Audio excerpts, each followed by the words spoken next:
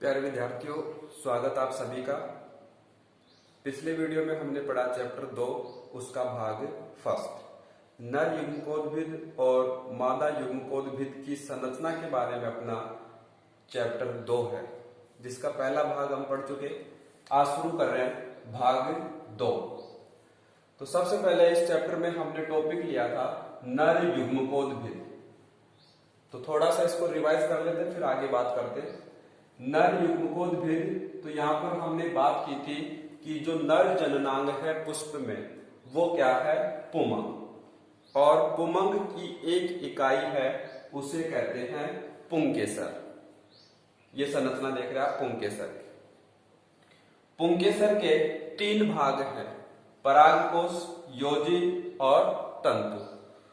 तो परागकोश जो संरचना है वो महत्वपूर्ण संरचना है, इसके बारे में हम बात कर रहे थे कल, और आज भी इसी को आगे बढ़ाएंगे। तो जो परागकोश है, यहां पर आप देख रहे हैं द्विपालित संरचना है। 2 पाली है उसमें, द्विपालित। एक पाली है उसमें 2 कोष्ठ हैं। तो इस प्रकार से 2 पाली में कितने कोष्ठ होंगे? 4 कोष्ठ। तो 4 जो कोष्ठ हैं किसमें? परागकोश में। तो परागकोश में 4 कोष्ठ है, उनको नाम दिया गया लघु बीजाणुधानी। लघु बीजाणुधानी, लघु बीजाणुधानी है, उसी को एक अन्य नाम दिया गया है, क्या? परागपुट। परागपुट की कुछ कोशिकाएं, परागपुट की कुछ कोशिकाएं आकार में वृद्धि कर लेती है, और आकार में वृद्धि करने के बाद में उन कोशिकाओं को बोलते हैं प्रपशु कोशिकाएं। ये जो कोशिकाएं हैं आकार में जो बड़ी हो गई थी, वो विभाजित होकर के 2 प्रकार की कोशिकाएं बनाती है, प्राथमिक भित्ति कोशिका और प्राथमिक बीजाणुजन्य कोशिकाएं।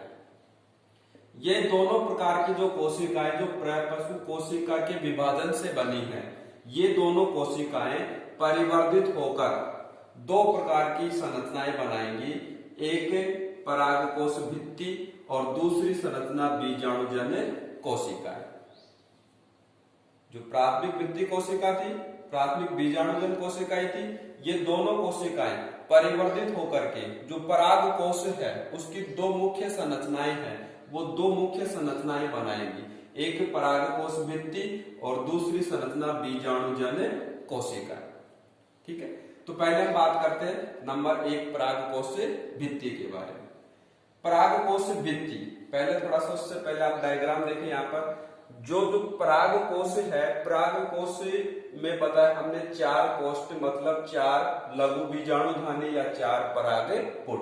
तो उसको हमने टीएस, ट्रांसफर सेक्शन, यहां पर दर्शाया हमने। 4 जो संरचना देख रहे हैं आप अलग अलग, ये 4 लघु बीजाणुधानी है।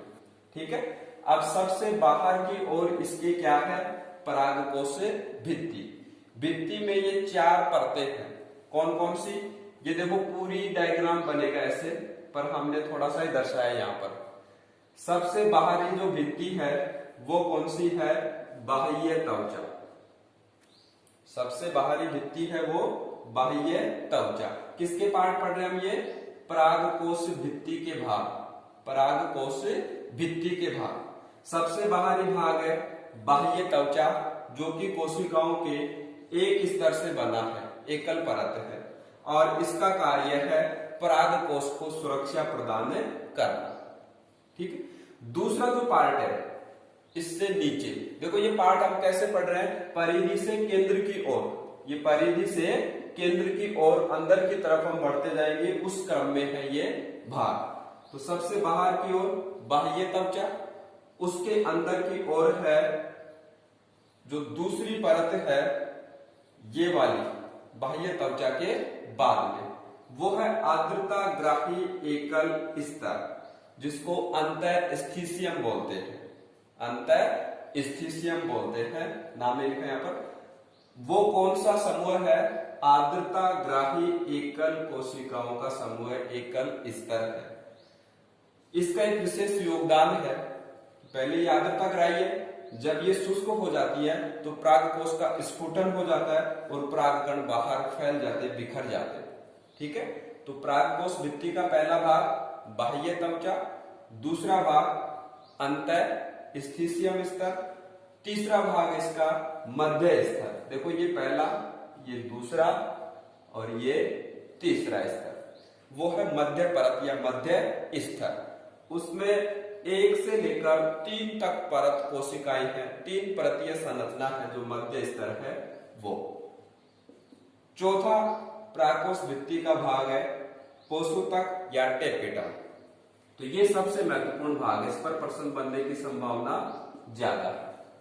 पोषोतक या टेपिटम, ये जो संरचनाएं देख रहे हैं आप, सबसे बाहरी, दूसरा, तीसरा, 3 संरचनाएं होगी, पहली, दूसरी और तीसरी। तो जो बीजाणुजन कोशिकाएं हैं, दूसरा जो पार्ट पढ़ेंगे परागकोश भित्ति के बाद में, वो ये संरचनाएं हैं।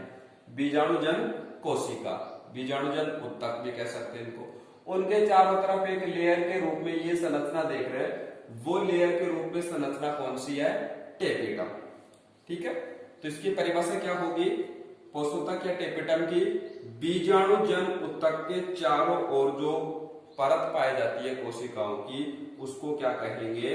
टेपिटम। ठीक है, अब यहां पर एक छोटा सा क्वेश्चन है।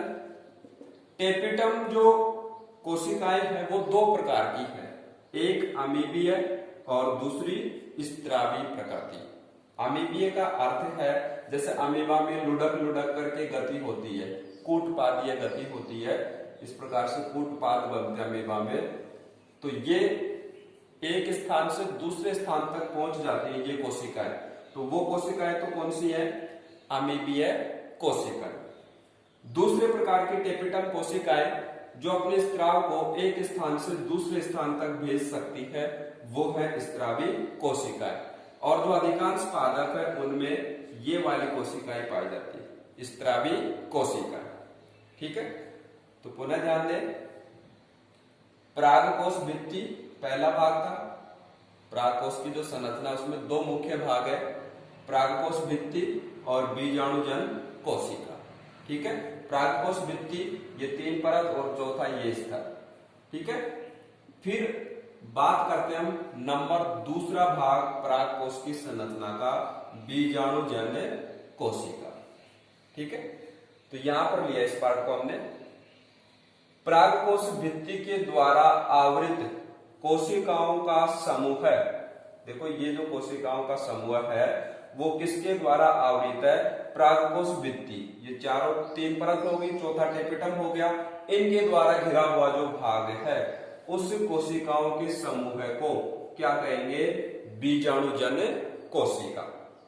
ठीक है, अब बीजाणुजन कोशिका है, चूंकि हम पढ़ रहे हैं नर युग्मकोद्भिद की संरचना एवं विकास, वे नर युग्मक है, परागकण कैसे बनेंगे ये हमें पढ़ना है मुख्य बिंदु।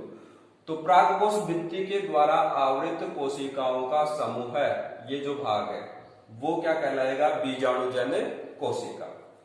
बीजाणुजन कोशिकाएं हैं वो परिवर्तित हो जाती है लघु बीजाणु मात्र कोशिकाओं में। ये जो बीजाणुजन कोशिकाएं हैं वो किसमें परिवर्तित हो रही है? लघु बीजाणु मात्र कोशिकाओं, जिनको बोलते हैं MMC, जिसका फुल फॉर्म है माइक्रोस्पोर मदर सेल। ये भी छोटा क्वेश्चन परीक्षा में पूछ सकते हैं, MMC, माइक्रोस्पोर मदर सेल। तो लघु बीजाणु मात्र कोशिका किससे बनी? जो कि परागकोश भित्ति के द्वारा आवृत कोशिकाओं का समूह था, जिसको नाम क्या दिया? बीजाणुजन कोशिका। बीजाणुजन कोशिका है वो ही किसमें परिवर्तित हुआ? लघु बीजाणु मात्र कोशिकाओं। ठीक है, अब इससे आगे का प्रोसेस क्या है? लघु बीजाणु मात्र कोशिका है, एक की हम बात करें, एक लघु बीजाणु मात्र कोशिका, उसमें अर्धसूत्री विभाजन होगा तो उससे बनेंगे कितने? 4 लघु बीजाणु। और इन लघु बीजाणुओं को ही हम क्या बोलते हैं? परागकण। और ये जन्म संरचना ये नर युग्मक में, तो परागकण है। ठीक है, तो ये तो बात हुई, एक बार पुनः देखें, ये बात हुई किसके बारे में? नर युग्मकोद्भिद। सबसे पहले नर जनन अंग पुमंग, पुमंग की एक इकाई पुंकेसर, पुंकेसर के कितने भाग? 3 भाग, परागकोश, योजी और तंतु। ये जो संरचनाएं देख रहे हैं, नीचे का भाग तंतु है, संधि स्थल योजी कहलाता है, और ऊपर का भाग कहलाता है क्या? परागकोश। परागकोश मुख्य संरचना है नर युग्मकोद्भिद में। एक परागकोश में 2 पाली है, एक पाली में 2 कोष्ठ है, तो 2 पाली में कितने कोष्ठ होंगे? 4 कोष्ठ है, उन्हीं को क्या कहते हैं? लघु बीजाणुधानी या परागपुट। तो जो परागपुट की जो कोशिकाएं हैं उनमें पूरा विभाजन परिवर्धन हो करके ये सारी संरचनाएं बन रही हैं। कैसे? परागपुट की कुछ कोशिकाएं आकार में वृद्धि करके प्रपशु कोशिकाएं बनाएगी, वो भी फिर 2 प्रकार की कोशिकाएं बनाएंगी, फिर दोनों प्रकार की कोशिकाएं परिवर्तित होकर के ये 2 मुख्य भाग है किसके? परागकोश की संरचना के। ये 2 मुख्य भाग बनते हैं, परागकोश भित्ति और बीजाणुजन कोशिका। भित्ति के अलग अलग कार्य, 4 भित्तियां बताई हमने, ठीक है। तो इसमें एक कार्य बच गया अपना टेपेटम का, तो यहां पर अलग से लिया हमने, ये विशेष है टेपेटम के कार्य। सबसे पहले जो पराग कण बने, किससे बने?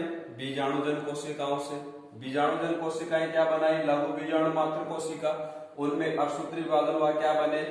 लघु बीजाणु, और उन्हीं को हम क्या बोलते हैं? पराग कण। तो टेपेटम जो स्तर है उसका क्या कार्य है? एक तो पराग कण है, उनका बाह्य चोल बनाता है, ठीक है। दूसरा, परागकणों का जो परिवर्धन है उसमें भी सहायक है। परागकणों का पोषण करता है टेपेटम स्तर, तो ये महत्वपूर्ण कार्य हो गई। एक यहाँ पर प्रश्न बन जाता है कई बार छोटा 1 अंक का, कि यदि परागकोश में टेपेटम को क्षतिग्रस्त कर दिया जाए तो कौन सी क्रिया प्रभावित होगी? यदि परागकोश में टेपेटम क्षतिग्रस्त हो जाए तो परागकण है वो बंधे उत्पन्न होंगे, जनन योग्य नहीं होंगे। तो ये विशेष क्वेश्चन आप उसमें ध्यान रखना है, ठीक। उसके बाद में हम बात करें, अगला जो टॉपिक है युग्मकोद्भिद के बाद में लघु बीजाणु जनन। हालांकि आपने यहां पर बता दिया पूरा लघु बीजाणु जनन क्या है, एक बार पुनः बता देता हूं मैं। लघु बीजाणु जनन की परिभाषा क्या है? ये जो पहले पढ़ चुके हैं वही टॉपिक है। परागकोश भित्ति द्वारा आवृत कोशिकाओं का समूह क्या कहलाया? बीजाणुजन कोशिका। ये किसमें परिवर्तित हुए? लघु बीजाणु मात्र कोशिका में। इससे क्या बने? लघु बीजाणु बने, और ये प्रक्रिया क्या कहलाती है? लघु बीजाणु जनन, ठीक है। तो इसके हम चरण बताना चाहें तो कैसे बता सकते हैं? सबसे पहले परागकोश की लघु बीजाणुधानी है, उसमें गाढ़े जीव द्रव्य वाली कुछ कोशिकाएं हैं। यहां पर देखो, ये जो कोशिकाएं हैं परागकोश की लघु बीजाणुधानी, ये जो पार्ट है उसमें गाढ़े जीव द्रव्य वाली कोशिकाएं हैं। ये वाली कोशिका, जिनको क्या नाम दिया? प्राथमिक बीजाणुजन कोशिका, इसी से ये बना। तो प्राथमिक बीजाणुजन जो कोशिका है वो प्राथमिक बीजाणुजन कोशिका है, वो ही क्या बना रही है? लघु बीजाणु मात्र कोशिका। तो पहला चरण तो ये हो गया लघु बीजाणु जनन का। दूसरा चरण ये हो गया कि प्राथमिक बीजाणुजन कोशिका है वो क्या बनाएगी? लघु बीजाणु मात्र कोशिका। फिर उसमें क्या होगा? अर्धसूत्री विभाजन। अर्धसूत्री विभाजन होगा, उससे क्या बनेगी? 4 लघु बीजाणु मतलब परागकण, और ये प्रक्रिया क्या कहलाती है? लघु बीजाणु जनन, ठीक है। तो इसके नोट्स है वो PDF के रूप में आपको मिल जाएंगे। फिर हम पार्ट लेंगे कल इसका 3rd।